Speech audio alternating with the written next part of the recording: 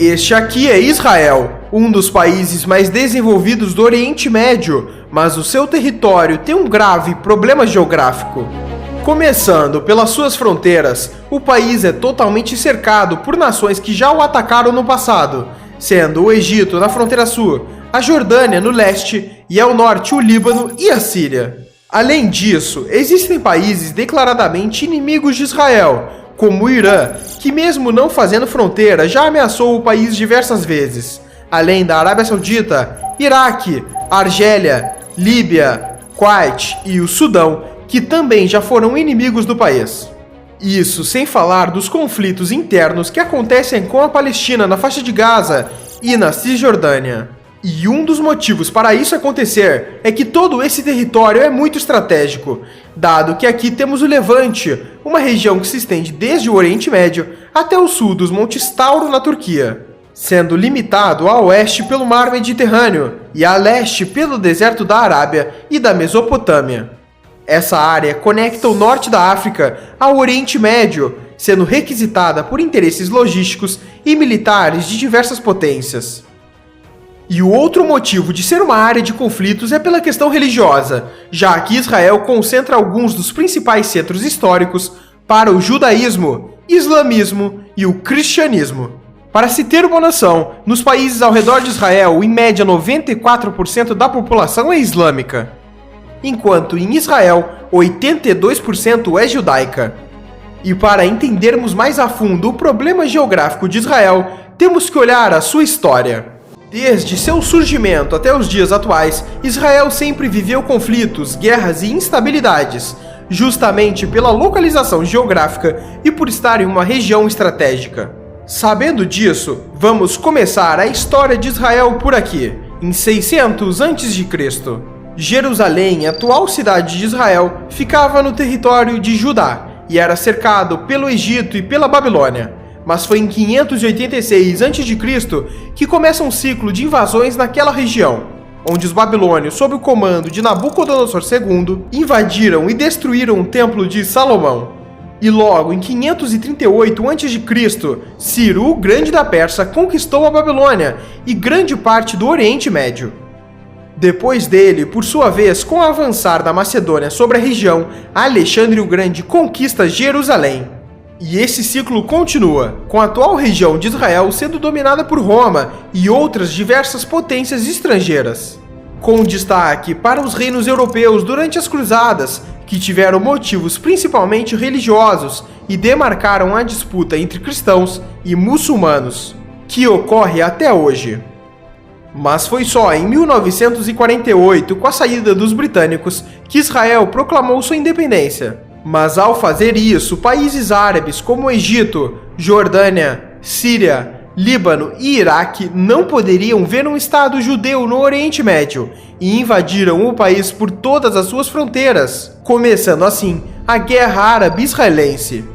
E o Estado judeu, mesmo com tantos inimigos, venceu essa guerra, além da Guerra do Sinai em 1956, Guerra dos 6 Dias em 1967, Guerra do Atrito em 1970, além da Guerra do Yom Kippur e tantas outras que ocorreram, com Israel vencendo todas elas. E isso acontece em grande parte pela estratégia israelense de defesa, que por problemas geográficos e por ser um país pequeno e com pouco território, Israel não pode se dar ao luxo de recuar de seus inimigos, já que estaria entregando seu próprio território para os mesmos.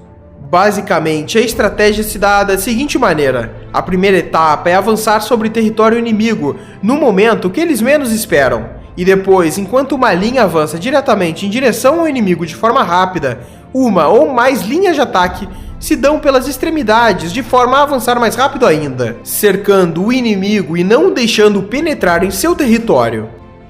Em exemplos históricos, na Guerra dos 6 Dias, Israel estava cercado por inimigos. Então, durante a madrugada do primeiro dia de guerra, 178 caças israelenses levantaram voo e atacaram bases aéreas no interior do Egito, antes que os caças egípcios atacassem no dia seguinte.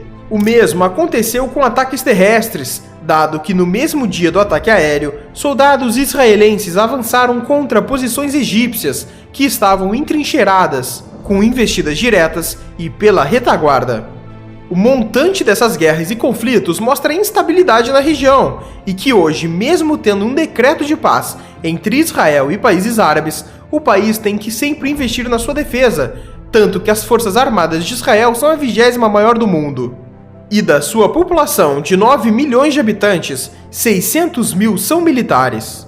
Mas voltando ao território atual de Israel, para entendermos os conflitos internos que persistem até hoje, temos que analisar os pontos fortes e fracos da região. Diferente de países como os Estados Unidos, que possuem ótimas barreiras naturais e poucas fronteiras, Israel sofre nesse sentido, pois tem 3 barreiras naturais problemáticas. Sendo o Sinai, que por ser justamente uma área desértica e pouco habitada, ela dificulta o envio de forças militares até o deserto de Negev. A outra região são os desertos ao sudeste que protegem Negev e chegam até o Mar Vermelho. E por fim, o deserto que começa por volta de 40 quilômetros ao leste do Rio Jordão, que protege das possíveis ameaças vindas da Jordânia.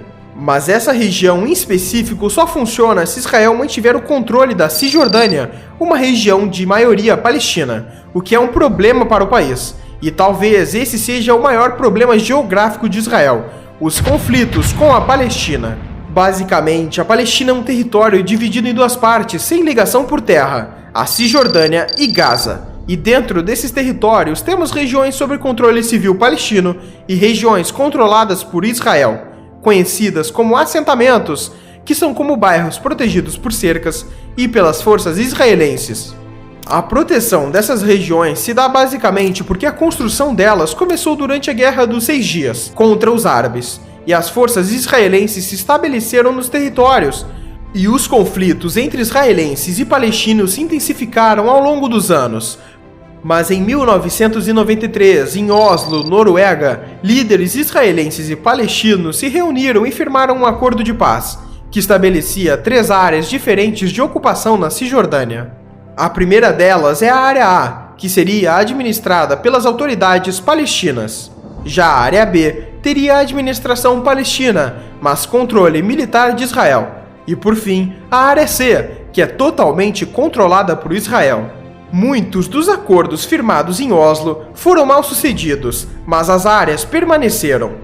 E é na Área C que os israelenses têm dezenas e dezenas de assentamentos atualmente. Já a faixa de Gaza também é um território preocupante, pois é uma região densamente povoada, onde muitos refugiados palestinos se instalaram. E nela, a quantidade e a recorrência de conflitos entre palestinos e israelenses é ainda maior. E foi por esse conjunto de fatores que em 2002 os israelenses começaram a construção de um muro que se estende por todo o território entre Israel e a Cisjordânia.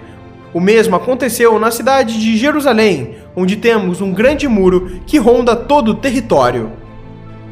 E falando em Jerusalém, esse é o ponto final. O interesse pela cidade se dá pelos vários lugares religiosos nela. Por exemplo, os principais lugares judeus que se destacam são 2, o Muro das Lamentações e o Monte do Templo. Já para os cristãos, em principal, é a Igreja do Santo Sepulcro, e para os islâmicos, a Cúpula da Rocha. E hoje em dia, a cidade inteira está sob controle de Israel, e as perspectivas para o futuro são que continue assim. Mas as ameaças pela tomada de Jerusalém por parte de países árabes continuam. Os países lutaram pela tomada de Jerusalém durante sua história, e isto pode voltar a acontecer. E é incrível como um país tão pequeno e tão limitado territorialmente conseguiu se tornar a potência que é hoje, mesmo com todos os seus percalços geográficos. E esse foi o problema geográfico de Israel.